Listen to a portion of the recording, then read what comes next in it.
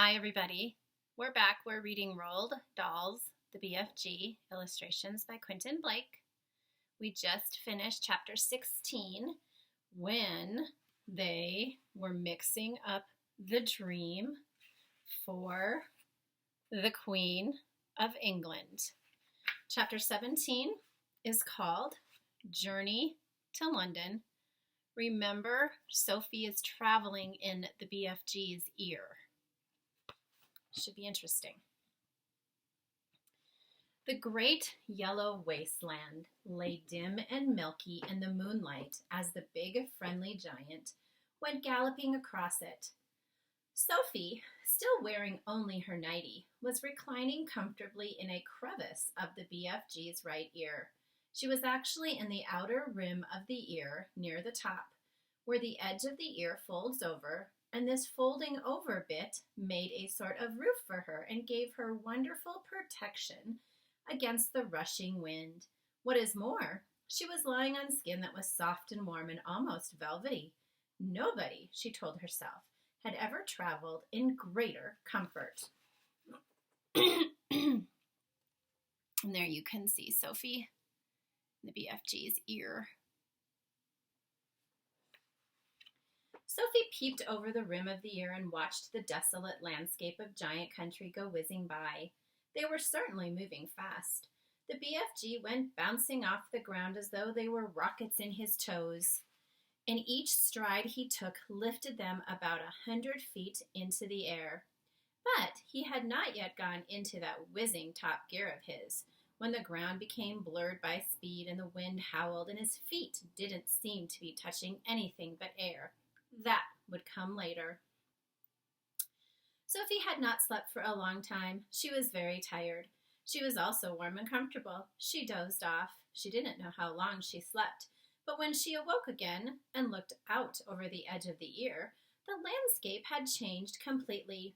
They were in a green country now, with mountains and forests. It was still dark, but the moon was shining as brightly as ever.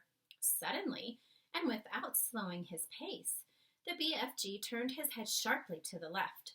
For the first time during the entire journey, he spoke a few words. "Look, quick, over there," he said, pointing his long trumpet. Sophie looked in the direction he was pointing. Through the murky darkness, all she saw at first was a great cloud of dust about 300 yards away.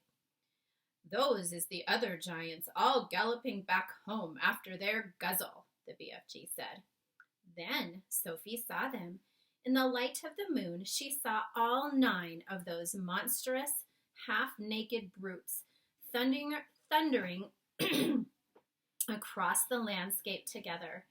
They were galloping in a pack, their necks craned forward, their arms bent at the elbows, and worst of all, their stomachs bulging. The strides they took were incredible. Their speed was unbelievable. Their feet pounded and thundered on the ground and left a great sheet of dust behind them. But in 10 seconds, they were gone. And there are the giants, galloping with their bulging stomachs. "A lot of little girlsies and boysies is no longer sleeping in their beds tonight," the BFG said. Sophie felt quite ill, but this grim encounter made her more than ever determined to go through with her mission. It must have been about an hour or so later that the BFG began to slow his pace. "We is in England now," he said suddenly. Dark though it was, Sophie could see that they were in a country of green fields with neat hedges in between the fields. There were hills with trees all over them, and occasionally there were roads with the lights of cars moving along. Each time they came to a road, the BFG was over it and away, and no motorist could possibly have seen anything except a quick black shadow flashing overhead. All at once, a curious orange-colored glow appeared in the night sky ahead of them. "We is coming close to London," the BFG said. He slowed to a trot. He began looking about cautiously. Groups of houses were now appearing on all sides, but there were no lights in their windows. It was too early for anyone to be getting up yet. "Someone's bound to see us," Sophie said. Never as they seeing me, the BFG said confidently. You is forgetting that I is doing this sort of thing for years and years and years.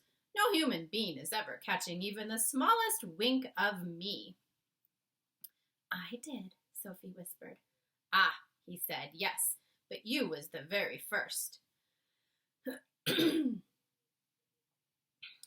the next half hour, things moved so swiftly and so silently that Sophie, crouching in the giant's ear, was unable to understand exactly what was going on. They were in streets. There were houses everywhere. Sometimes there were shops. There were bright lamps in the streets. There were quite a few people about, and there were cars with lights on. But nobody ever noticed the BFG. It was impossible to understand quite how he did it. There was a kind of magic in his movements. He seemed to melt into the shadows. He would glide. That was the only word to describe his way of moving.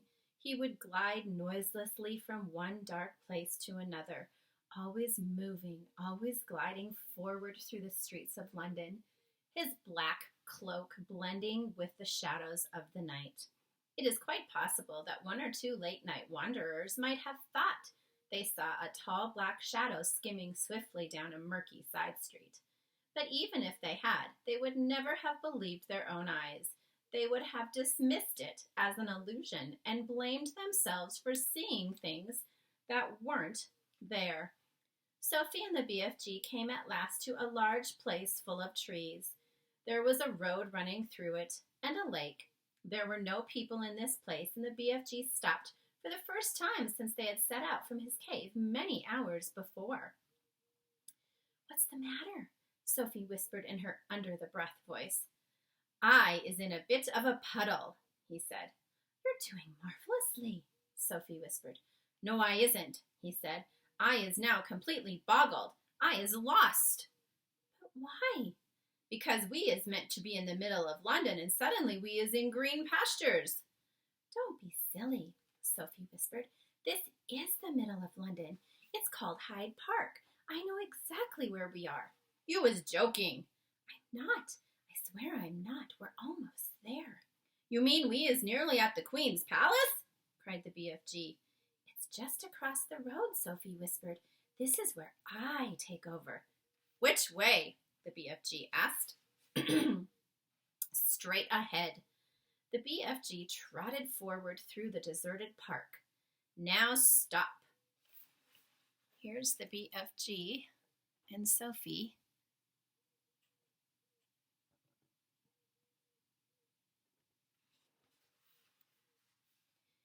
The BFG stopped. You see that huge roundabout ahead of us just outside the park? Sophie whispered.